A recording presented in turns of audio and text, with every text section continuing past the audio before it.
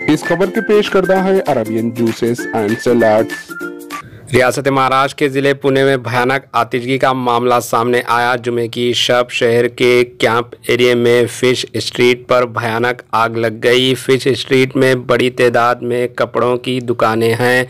Fire brigade की गाड़ियां मौके पर पहुंची और बड़ी मुश्किल से आग पर काबू पा लिया। इस भयानक आतिशगी में सैकड़ों दुकानें जलकर खाकसार हो गई है।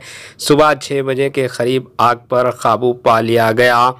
हालांकि इस आतिशगी में अभी तक कोई जानी नुकसान की इतला तो नहीं है, लेकिन 500 जायद दुकानें जलकर खाक हो गई। Bureau report, HN news. क्या थे बेटा? फायर इंजन आई वो उन्होंने